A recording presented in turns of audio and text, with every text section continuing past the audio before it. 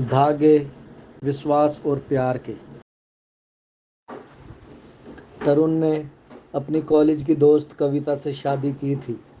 कविता एक अनाथ लड़की थी जिसने अपने चाचा चाची के घर पर रहकर पनाह पाई थी। वहीं दूसरी ओर तरुण का परिवार भी कुछ खास बड़ा नहीं था। पिता का देहांत तरुण के बचपन में ही हो चुका था और परिवार में अब सिर्फ तरुण और उसकी बीमार माँ कमलेश जी ही थे। शादी के बाद कविता ने घर के कामों को बड़ी ही सहजता और कुशलता से संभाल लिया था। वह अपनी सासू माँ का बहुत ख्याल रखती, उनके दवाओं से लेकर भोजन तक सब कुछ समय पर करती थी। कमलेश जी भी अपनी नई बहू से बेहद खुश थीं। दोनों का रिश्ता भी समय के साथ बहुत मधुर होता चला गया। लेकिन शादी के 1 साल बाद कमलेश जी ने एक बात नोटिस की। कविता अब उनके पास बैठकर खाना नहीं खाती थी। पहले दोनों सास बहू एक साथ खाना खाती थी, बातें करती और रसोई के काम में भी एक दूसरे की मदद किया करती थी। लेकिन अब कमलेश जी की तबीयत खराब रहने लगी थी, जिस कारण वे रसोई के कामों में हाथ नहीं बटा पाती थी। कविता अकेले ही सब कुछ संभाल रही थी, लेकिन एक बात कमलेश जी के मन में कचोट रही थी कि उनकी बहू अब उनसे दूर क्यों बैठकर खाना खाती है।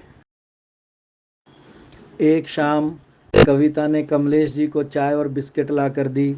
खुद भी चाय का कप लेकर वहाँ कुछ दूरी पर जाकर बैठ गई और एक लाल रंग के डिब्बे से कुछ निकाल कर खाने लगी। कमलेश जी ने दूर से ही देखा और सोचा, पता नहीं ये बहू मुझे बिस्कुट देकर खुद क्या खा रही है। कमलेश जी के दिमाग में तरह तरह के ख्याल आने लगे। जरूर कुछ अच्छा ही खा रही होगी, तभी तो मुझसे दूर बैठी है। उन्होंने खुद से कहा। अपने मन में सोचा, शायद अब मेरी बहू को मुझसे दूरी अच्छे लगने लगी है। उस रात को कमलेश जी को नींद नहीं आई। उनका मन बार बार उस लाल डिब्बे की तरफ खिंचता रहा। आखिर क्या हो सकता है उस डिब्बे में, वो सोचने लगी। मन ने कहा जाकर देखना चाहिए। आखिरकार उनकी बेचैनी इतनी बढ़ गई कि वो धीरे धीरे रसोई में गई। कांपते हाथों से उन्होंने उस लाल डब्बे को उतारने की कोशिश की, लेकिन डब्बा उनके हाथ से छूटकर नीचे गिर गया और जोर से आवाज आई, धड़ाम। कविता और तरुण आवाज सुनकर दौड़े दौड़े रसोई में पहुंचे। क्या हुआ माँ जी, कुछ चाहिए था क्या? कविता ने पूछा। कमलेश जी ने सकपकाते हुए जवाब दिया, वो दवाई से मुंह कड़वा हो गया था, इसलिए शक्कर का डब्बा ढूंढ रही थी। कविता ने जल्दी से सफाई करते हुए कहा, माँ जी मुझे बोल दिया होता, मैं निकाल देती। खैर छोड़ो, कल से मैं आपके कमरे में ही मिश्री रख दिया करूँगी।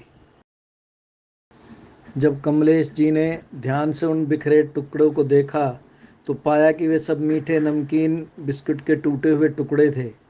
कविता ने उन टुकड़ों को जल्दी जल्दी समेट लिया, लेकिन कमलेश जी के मन में एक गहरी चोट लगी। वे सोचने लगी, कितनी गलत फहमी पाल रखी थी मैंने। मेरी बहू तो मुझे साबुत बिस्कुट देती है और खुद टूटे हुए टुकड़े खाती है। दूसरे दिन शाम को कविता ने कमलेश जी को चाय और बिस्कुट ला कर दिए। इस बार कमलेश जी अपनी भावनाओं को रोक नहीं पाई और बोली, बहू मेरे दांतों से बिस्कुट जल्दी टूटते नहीं हैं, तो तुम मुझे वो टुकड़े दे दिया करो। कविता ने मुस्कुराते हुए जवाब दिया, नहीं माँ जी, वो तो जब भी कोई नया पैकेट खोलती हूँ कुछ टुकड़े निकल ही जाते हैं, बस उन्हें अलग डब्बे में रख देती हूँ। आप देखती हैं घर में कोई भी आ सकता है, ऐसे में तो खुद अंदर की तरफ बैठ के खा लेती हूँ ताकि कोई देख ना पाए। कविता की बातें सुनकर कमलेश जी के आंखों में आंसू आ गए। उन्हें अपनी सोच पर बहुत शर्मिंदगी महसूस हो रही थी। उन्होंने अपने भीतर की छोटी सोच को अपने आंसुओं के साथ बह जाने दिया और महसूस किया कि वे दुनिया की सबसे भाग्यशाली सास हैं जिन्हें कविता जैसी बहू मिली। इस कहानी ने हमें यह सिखाया कि रिश्तों में छोटी छोटी गलतफहमियों का बड़ा असर हो सकता है, लेकिन सच्चे प्यार और समझदारी से हर गलतफहमी को दूर किया जा सकता है। अब कमलेश जी और कविता के बीच का रिश्ता और भी मजबूत हो गया था, जो कि केवल विश्वास और प्यार के धागों से बुना हुआ था।